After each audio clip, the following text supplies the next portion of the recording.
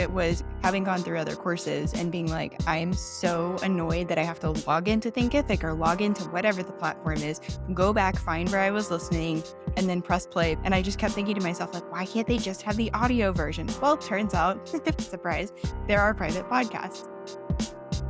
All right. Welcome, everybody, to another episode of Launch Your Private Podcast. Nora, do you remember how we would say that, hey, it's another case study episode, but then the whole show's case studies? Yep. We made it seem like we were going to offer different shows. So yeah, it's another case study episode. Shocking. 50 episodes in. Today we have Brittany Herzberg. I am so happy to talk to her. We met on Threads. She is an SEO. She calls herself an SEO copywriter, which is kind of cool. I look at her, I'm like, she just knows what she's talking about with SEO. And I love the work that she does. She hangs out on Threads a lot. She's super open over there and constantly sharing things that she's finding with her clients and with her work. She also focuses on SEO for podcasts. So that's going to be super helpful. And she runs a show called The Basic Bee, which I got to be on, a public podcast. So yeah, we get to hear about some of the private podcasts that she hosts herself. Welcome. Thank you. I'm excited to be here. You got a fancy intro from me. That was I pretty. did. I love it. I'm That very was flattered. People are always telling me like, oh my gosh, it sounds so cool when you intro me. And I'm like, yeah, it right. really is. Can you just like hang out with me? Exactly. Like, it's great when you know your guests really well, I guess I should say, Yeah. because then you it's really genuine. All the things I say are true about her and the work she's doing out there. So, Brittany, tell us Yes. about how you learned about private podcasts and when you decided like, hey, I mean, it might have been this crazy lady you met on Threads. I'm not actually sure. No, actually, I think my intro into it was having gone through other courses and being like, I'm so annoyed that I have to log into Thinkific or log into whatever the platform is, go back, find where I was listening, and then press play because I used to commute from, I was a massage therapist, so I used to commute from my studio back to my house, and I would want to listen to something on the drive home. And I just kept thinking to myself, like, why can't they just have the audio version? Well, it turns out, surprise, there are private podcasts. So when it came time for me to create my own training, I knew for a fact that was something I wanted, both for ease as well as I like touching on all of the learning styles. So I wanted to make sure that I had something like that for my students. Perfect. So you had the same aha moment that we had Sure did. when we realized that no one was even doing it, that it was even out there. Mhm. Yeah, same. You know, we talk about this on the show. We just did an interview about the habits of the pockets of time that listening fits in, and you can fill it with a public podcast, you could fill it with an audiobook, and what if you could fill it with a lead magnet, a course, something you're selling or something you've purchased, right? And that is key because we don't have a lot of pockets of time for ourselves anymore. And so, you know, audio just really opens that up. So you saw that and you're like, yes, please, I'm going to make that. So that was the first one you made, was like a companion show. Yeah, that was the first one I made. And Leah Bryant, who's a friend and my podcast producer, she's the one that was like, you can do a private podcast. So she helped me edit all of them. We got them all loaded in. And it was really great because I promoted the training with that as a big factor because I'm like, look, you can listen to your stuff like whenever you can. You don't have to log into something. You don't have to go find it. It's right there on your phone. And this is your case study offer. You've recently retired it, but I think that's how I knew who you were before I met you on Threads, like probably before Threads existed, was somebody who helps write case studies for courses and products. Is that Yeah. Yeah. that? I taught them. I still do them myself. And then I'm going to have a template coming out very soon, possibly by the time this goes out into the world. Well. I can't help She always myself. builds things that Lindsay wants to buy, just so everyone listening knows. But do we have case studies, Miss Brittany? I think we do, as I just opened with Oh, all yeah. the case studies we have entire Just a episodes on. few. Just a few. Okay, super cool. So the companion podcast was kind of your toe dipping, and it was about case studies, and it was a product of teaching people how to get really great case studies, probably that converted and all that stuff. Yeah. And it Yeah. had, the based in story, and they were also rooted in SEO. So they checked all the boxes and they were really successful, high converting. It was easy to do. And it was really great to just pop that lesson in your ear holes and listen to it on the go. Totally. So a template's coming out, guys. Stay tuned. Maybe by the time this drops, it'll be out. She's going to go make it. Yeah, I will. Awesome. Okay. So this is related to the one that we're going to talk about a little bit longer, is the pre-launch strategy. So let's talk about how you're using private podcasts as a pre-launch strategy. And we can talk about what you're launching and all the fun things. Yeah. Well, I definitely used it a couple of times for that case study training as part of the pre launch for that. So the first iteration of the private podcast was more of just like, it was focused around what is a case study and what can you do with a case study. And then the second time around that I did the private podcast as that pre-launch was more of like, here, meet some of my people that I've worked with. So I kept some of those initial episodes and then I was able to weave in the actual case studies. My work, as you know, gets very, like, very meta. It's like case And then studies you're about case writing studies. SEO to those case studies. Sure am. So it's just like really funny how everything weaves together. But that's what those two different versions of the private podcasts looked like. I think this is great. And I want to highlight this for 1 second because we've had this strategy. We've discussed this, a similar strategy on one of the other episodes that we did.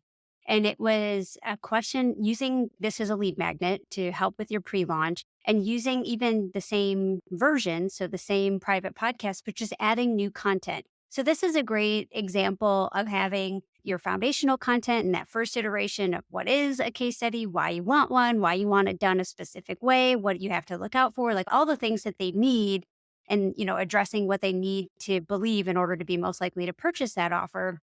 And then you're going to come back and add these case studies, which anyone that had opted in to that private podcast previously, now all of a sudden that kind of bumps it up and they get new content and they can get re-engaged. And so this is a great from a launch perspective.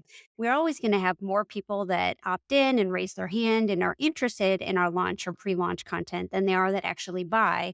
And this kind of a strategy to add those additional episodes, in this case, super powerful case studies and testimonials and endorsements and stories from people that you worked with is a great way to reactivate and re-engage some of those old leads that maybe weren't ready at that time previously but are ready now. So I love this. I just wanted to highlight that for folks because you don't have to have it all done when you first launch and you can continue to refine it and it actually ends up being a bonus reactivation strategy as well. Yeah. And I didn't even think about the fact that it would have raised it up in their podcast player for people who had already subscribed. That was even brillianter See, than I Brittany realized. accidentally did it. That's, But a there you story of go. my life. Mine too. Mine too. Awesome. So this pre-launch strategy, yeah. Any other insights you have for folks who are like, okay, I've heard this enough on Launch Your Private Podcast. I need to, or slash. We also talk about like burnout and like launching is bananas and it can be not fun. And most of our guests say that like launching with a private podcast feels very light and has high conversion. So yeah, if you have any insights on what you've experienced the last couple times that you've launched using a private podcast. Yeah, it was just, I mean, I feel like I can't connect any better way with someone that even I'm interested in working with or buying something from than with audio. And I've shouted this from the rooftops before, but there's just no better way. You can hear it in someone's voice. Do you guys remember the days of Clubhouse? Oh, Yeah. yes, I do.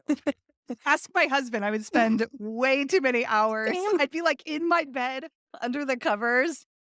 It's actually Same. embarrassing looking back on my No, Peloton, like working out while I'm doing it. It was a mess. I was very addicted.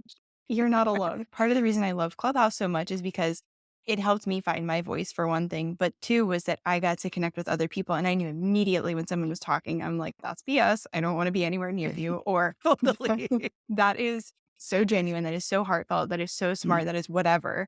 And I'm still friends with a lot of those people today. So there's Same. just no better way to connect with someone than audio, I don't think. And I'm saying that as a copywriter. Like Hmm. there is a place for both.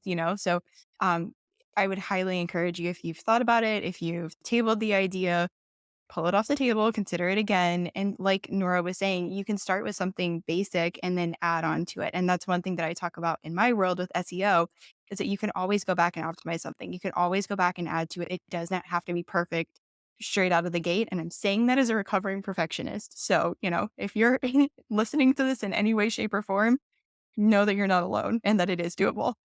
The basic bee says be basic and you're good to go. That's why she had to go be basic. She's like, I'm going to tell myself over and over again, be basic. Yeah. Be basic. Totally good. Part of me is, we could get really ninja with podcasting, like with private podcasting. That's how we built our tool is like, we built it for marketers. So you could be using algorithms and all these things and lead, scores and all that stuff. And it sounds like you're very like, I'm just going to launch it like this and not worry too much. That's the vibes I'm getting. And I love it because I know there's somebody listening, as exactly what we're talking about. There's somebody listening that goes, Brittany is my kind of people. We've had people on that are like, have their numbers up. They know exactly what people have listened to. They're messaging clients and all this stuff. And then there's the people who are like, well, it's working and I enjoy doing it. So I'm just going to keep doing that. Yeah, that's had to be my metric because if I can totally take myself to the let's go gung ho and get all the tech and get all this, do all the SEO is things. pretty techy. Yeah. But I have to keep it simple because then I'm able to keep it going and keep it doing the thing that I want to do, which is less about on my end. And it's more about how can I actually help someone who's on the other side of the computer screen, who actually has this need, who needs to learn the thing or do the thing or get the thing. So yeah. I like what you said. You're like, that actually is a metric. It can be very like, what's the word? Just like numbers and data and like hard, whatever. There are metrics that are not like that, and there's still metrics. And so sometimes there are feeling towards things, and that's huge in marketing. If you don't want to do something, like people know. They can tell when you're not excited about a launch, like the vibes just being off, that kind of thing. Like that is a very real thing. So you even labeled it as a metric. And I think that's a good reframe of even saying like, oh, Brittany doesn't do metrics. No, it's not Brittany doesn't do metrics. She's very specific about the metrics she's tracking for what she's doing in her business at the time. And I'll say this too, as watching you on Threads and like, interacting with you and your content, you are producing a lot of content. Like you are out there a lot. And that's a hard part for people. Like some people can't do that as well. So, I think you're tracking the right things that are working for how you're showing up in your business because you totally are. And you're producing templates and you're creating workshops and stuff like that. And I think that helps you get moving, I guess, is what I'm saying. I see I you out there appreciate making that. stuff. Thank Yeah. you. And it's funny because I'm listening to you rattling off what I've done. I'm like, dang, I really don't stop and give myself enough credit. And I think that's probably Mm. pretty common for a lot of us entrepreneurs is that we don't stop and go, oh crap, I've done all of these things. That's really cool. But I do also want to mention that when I'm writing case studies, just to make this like super meta of a podcast episode, is that I do focus on two different types of like wins. So there are the external wins, which are numbers, data, that kind of thing. But then there's also the internal wins. So no matter what the story, no matter what the product, no matter what the journey, there's always going to be the internal transformation. So if you're hearing what Lindsay and I are saying and you're like, oh my gosh, I only have the internal wins. Yes, that's the one that I would actually say, in my opinion, carries a lot more weight than the external Mhm. wins because everybody can relate to emotions. Yeah, that's so true. I think I look at it as sustainability is a metric. Yes. And I Mm. think that's when we look at building a business and it whether you're just starting out and you're trying to get past that first kind of hurdle of consistency and kind of breaking through, or you're a six-figure business trying to get to seven or seven, multiple seven and trying to get to eight, it's like sustainability is always a theme. And if you're not doing sustainable things in your business, whether it's on the marketing side or on the fulfillment side or in the operations side, chances are you're not going to move forward. I think for us, we feel like private podcast helps with sustainability, whether you're using it for delivery, whether and you're using audio only courses, which you have people do, or in this case with pre-launch or in your launch strategy, just feels a lot more sustainable than maybe some of the other things we've been taught in the Mm. marketing space that No, for sure. don't feel as sustainable. Yeah. I couldn't agree more. And I love that sustainability as a metric. I'm so using this. Cool. So we're talking about sustainability, right? And a lot of times sustainability is also like, we don't need to reinvent the wheel. We don't need to do something brand new, start over, from scratch. You have a little strategy that you used as well because you have a public podcast. If you want to share a little bit about what you did there too. Yeah, so I pulled a couple of the episodes from my private podcast because I mean, hello, I already have them. They've already been edited. I've already put time and effort and energy and money into it. Why would I not then go take it and use it again in another way? So I brought those onto my public podcast again during that pre-launch period for one to be like, okay, you're listening to this episode. If you want more like this, you can go check out the full private podcast Mm. here, sign up. And then additionally, just to give people a space. I mean, both of these things are free in that case. But if they're not going to take the time to go and sign up for the private podcast, then they were at least hearing a case study in the public podcast. So I figured, why not? Again, I have it. I might as well use it. But to your point, like you don't have to reinvent the wheel. However, we just talked about how many downloads and templates and courses and things I create. So sometimes I'm smart and sometimes I'm just like excited about innovating and then I go do that. I think it's like you have that energy to go create something, and that's huge, and you're capitalizing on that.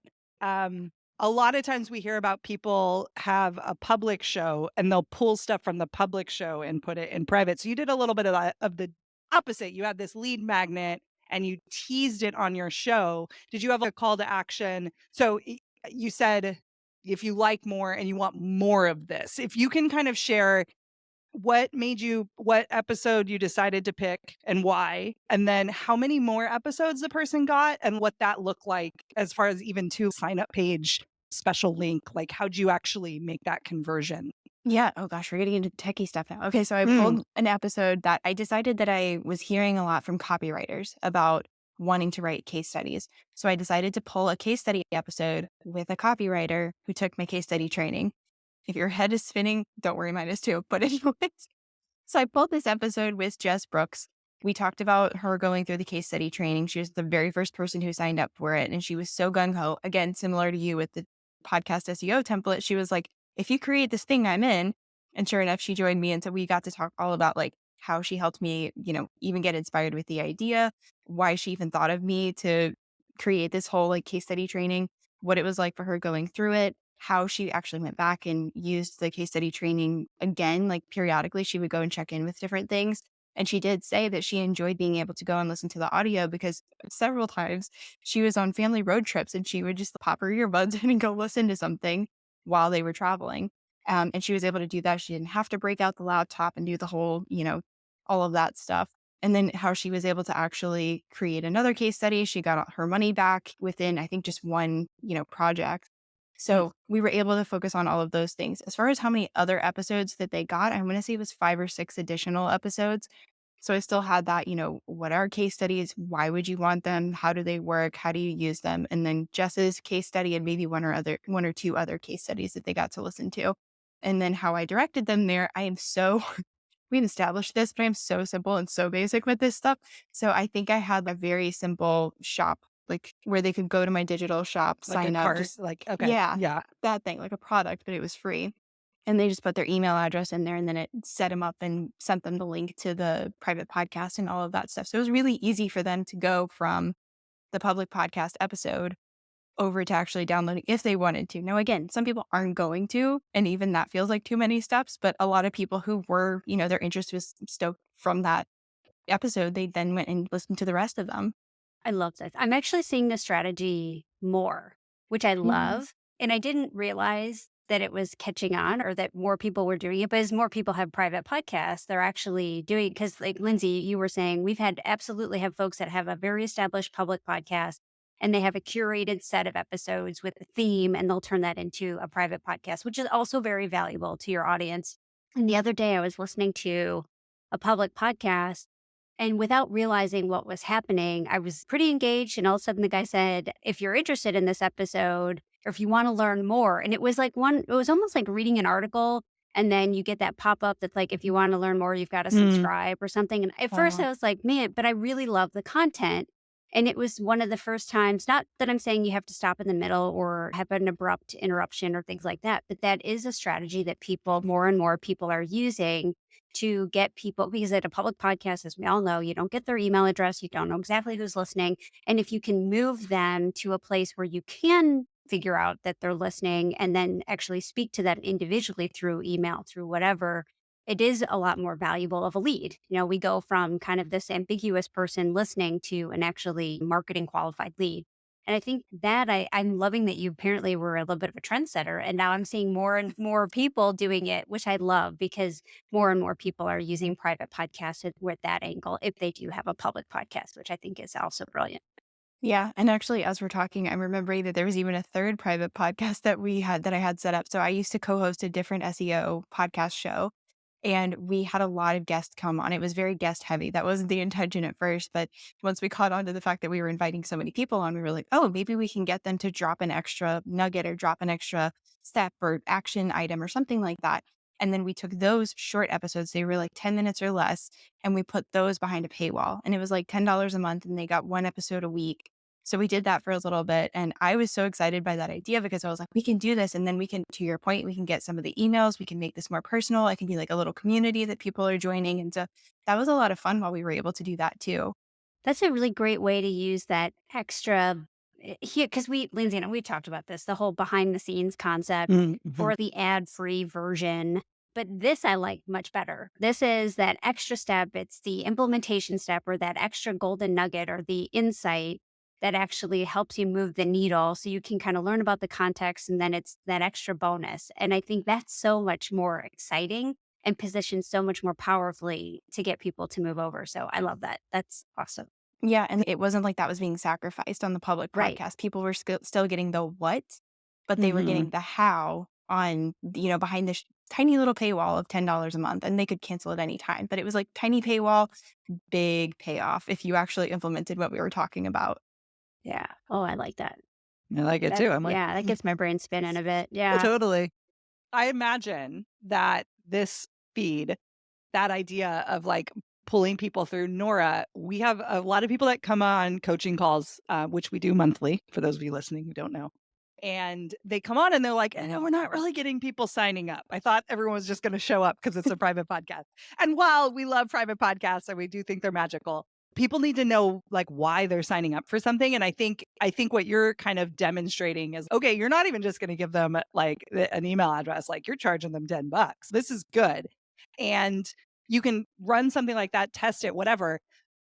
Most people say nowadays with lead magnets, we're past the days of like, oh, this is kind of interesting. We're in the days of like, I would pay $50 for that answer. Do you know what Yes. I mean? That's a good lead magnet. And yeah, I would pay $10 monthly to know that these amazing guests that they're bringing on, to know the like secrets, right? And that positioning and your knowledge of your listener, I think allows this to be successful and get signups. And so for those of you listening who are like, people aren't signing up for my lead magnet, or I made a private podcast from my newsletter and they don't want more of it. And it's just like, well, why? What are you hiding? What's the promise of them signing up? What are you hiding? I shouldn't say that. That sounds a little more nefarious than I You was have to expecting it to. sign up for the private podcast to find out. I'm the secret. Like, I mean, Russell Brunson, that's his fault. The secrets of everything.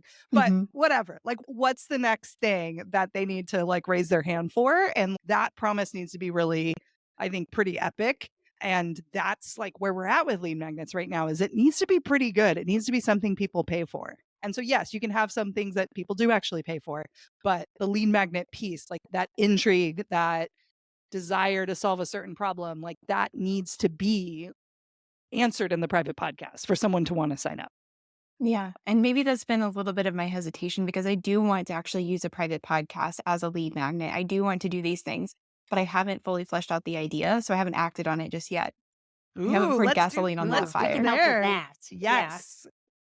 All We right, can so go let's talk there. about these ones that you're sitting on, friend. Let's hear it. Let's hear it. So I have an SEO basics checklist. It's a free download. People can get it right now. What happens is they go into an email sequence and I think on day 3, they get a Loom video tutorial of the checklist. Haven't updated it in a little bit because I made it so strategic. It was designed to be long lasting. So I haven't really had to mess with it, but I would like to zhuzh it up a little bit. So I think it would be kind of cool to incorporate a private podcast with that, but I'm not sure what that would look like. Do you have ideas? Hmm. Ooh. Yeah. Okay. Question. I just with SEO, I think SEO is one of those topics where we've all heard it. Most business owners have heard about it, but they don't necessarily, if they haven't invested in it already, it's usually because there's a hesitation of, do I really need this? Will it really move the needle for me? Right. And there's a lot of reasons why. And I go back to my typical, like, what do they think they need? What do they need to believe in order to be most likely to purchase or invest in SEO? And then what are those underlying fears? And I always go back to these needs, beliefs, and fears.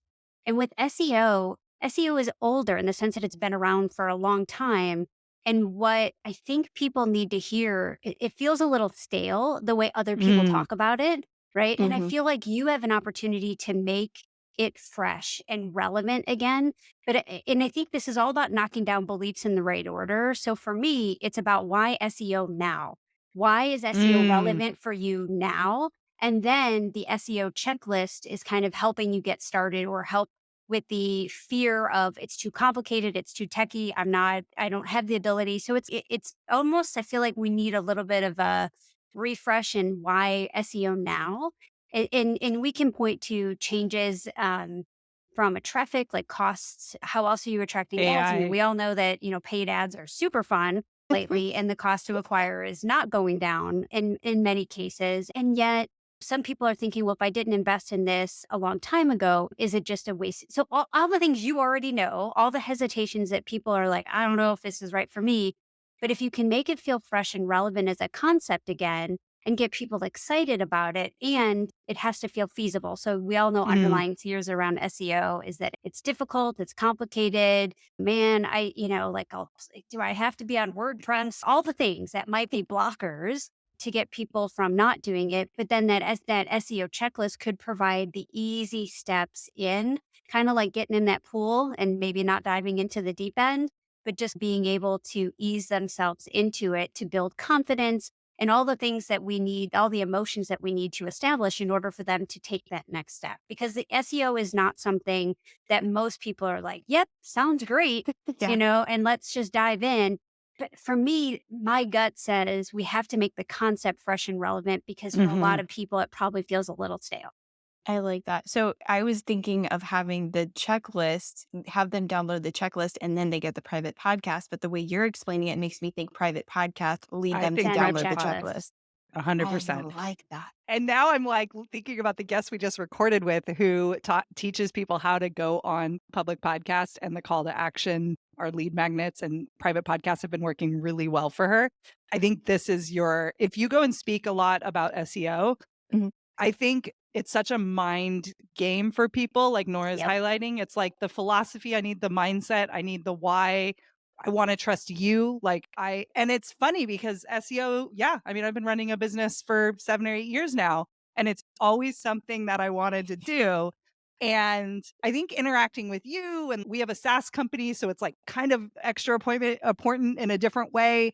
And I'm just like, fuck, we need to like do this. And like your content, and also I'm not going to do it, Nora is because it's techie. That's the air. But then here I am engaging with Brittany and loving her content. So that's Right. something there. Like, I think if you got me, I'm already like, I trust her. You know what I mean? And like the way you Yeah. present it, the way you talk about it, I think it's why Brittany tied to the like why now and like Mhm. why Brittany's way is like gonna make it better. And now I want to go do the checklist because the checklist by itself is still the like thing that's really hard and scary.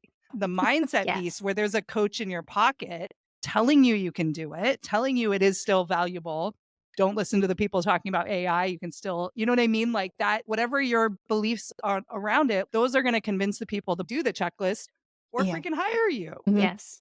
Because it's Yeah. like, that's what I'm like. Okay, Brittany, I have your template. Can you just do it for that's Right. part of it, and there's a lot of SEO people out there, like, I could have picked a lot of Mhm. different people, and so I think as a podcast host yourself, the intimacy, the connection, like, how audio just really helps with that, that's what you lead with, and the checklist is you're basically motivating them and encouraging them that they can do it because, yeah, SEO is scary. It's, I don't know, algebra for me or something, like, I'm back in high school. Can I do this? And that's why that's your Calculus for me. UVP, right? You make it relatable. I mean, I can speak from experience. All the SEO people I've ever talked to, they're usually men. Men. They usually use words that most people understand. They'll be like, well, your H2 tag means, and you're like, what? Most people don't even know what that is.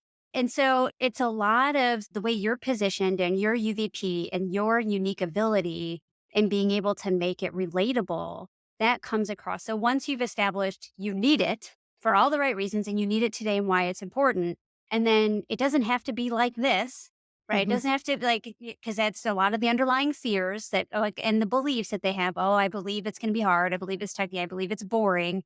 All the things you don't approach it that way. And so you have a fresh approach. And then it's the checklist to help ease them in. I think that's the sequencing for sure. I love that. So is there a number of episodes that's coming to mind as you're like brainstorming this for slash with me? Whenever I've mapped these out, these types of things, I've never had to have, unless it's some really foreign, unknown concept where I have to do a lot of education and awareness. We usually can get this done in 5 to 6 episodes Okay. max. And the person Max, we just yeah. spoke to has 3 episodes. And Okay. so it's not a specific necessarily number of episodes. It's really how I map this out as I go back. And this is for anyone listening. I always look at what are the big needs that they think they have. I need to implement or I need to pay attention to SEO in my business, the underlying fears. It's going to be too expensive. It's going to be too techy. It's like all the fears you already know. I just usually take 10 minutes and just list them out.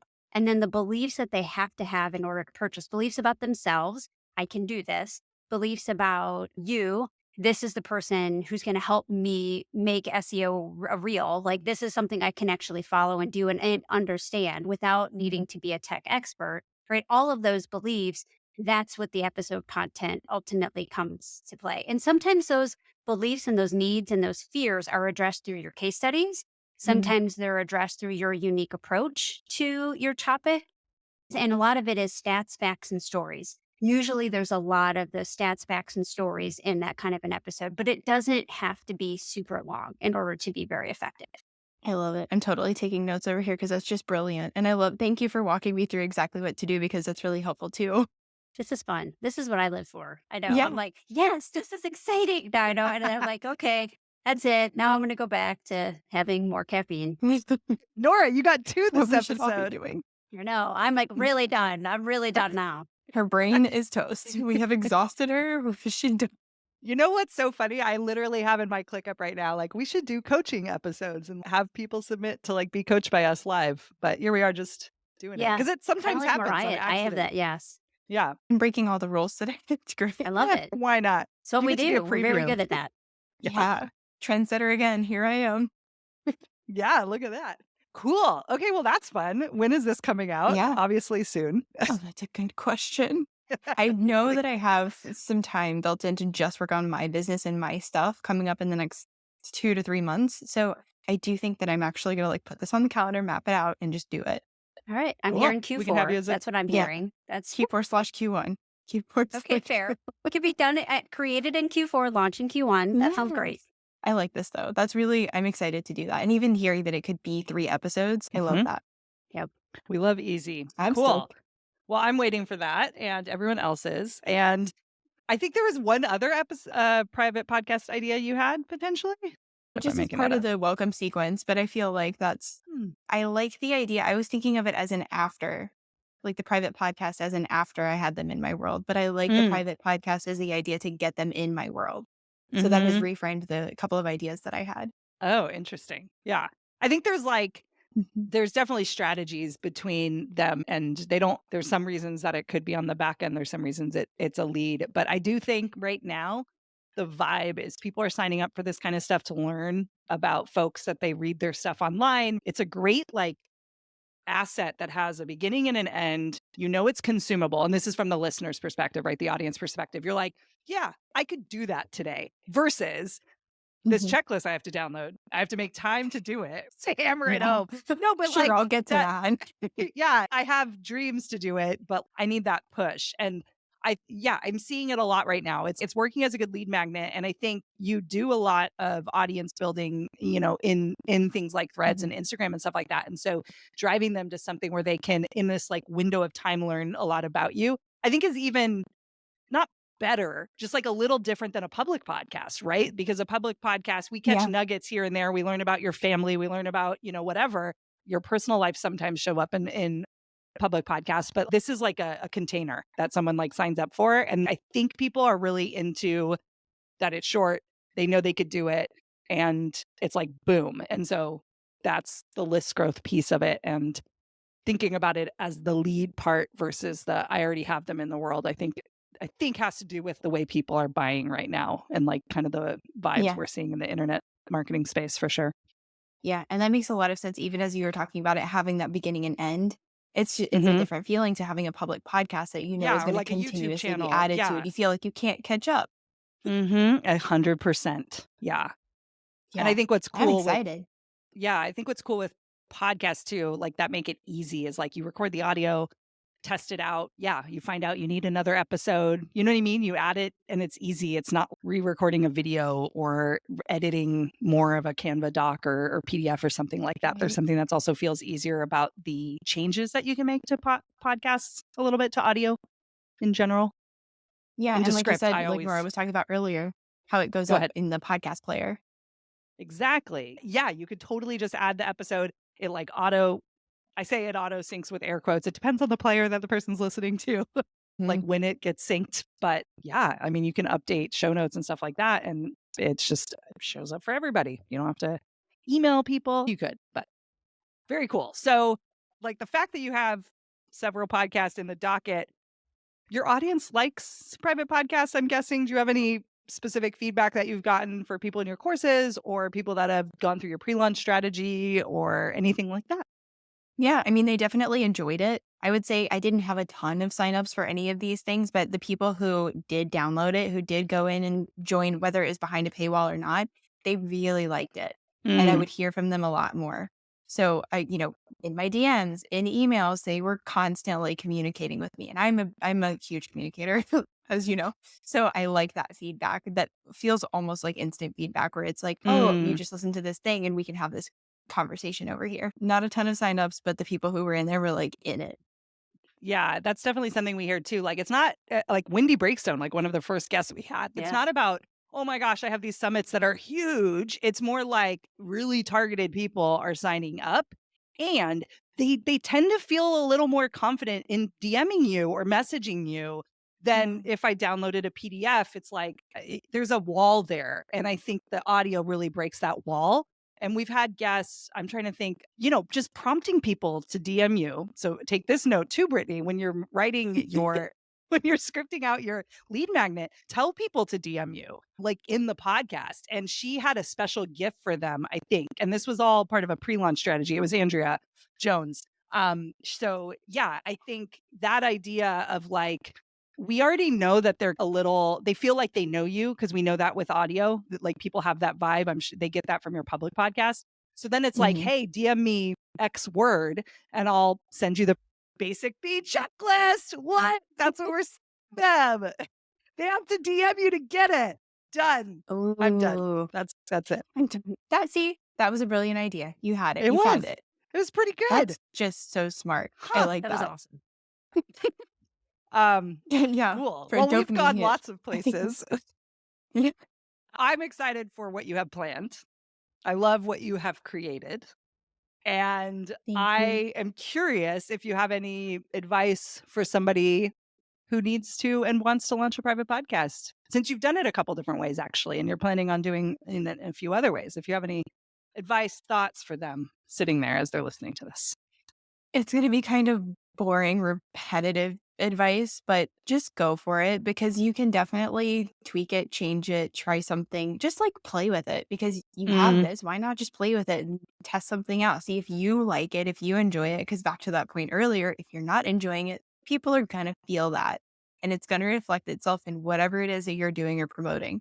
So play with it, have fun, try something paid, try something free, try something as a lead mag. I don't know. Maybe you're like my accountability buddy on this situation in Q4.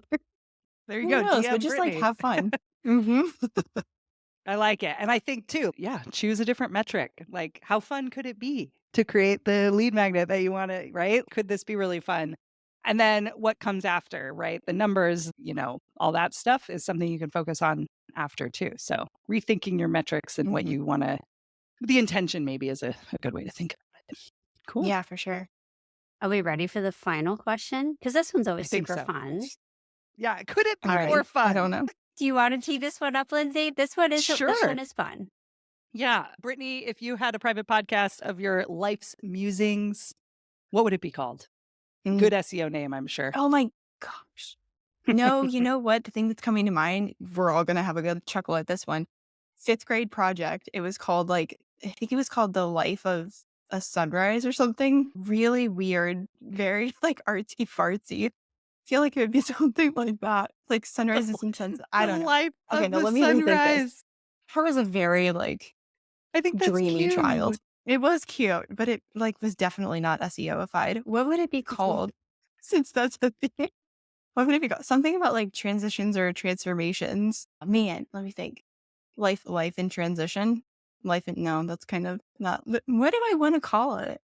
The life of a sunrise kind of makes sense. Maybe I should just leave. I mean, if that's the vibe you're going for. It's like fun and happy and cute and people hang around with Yeah. it. So sure, I guess I I'll could stick see with some that one. cover art that could be fun.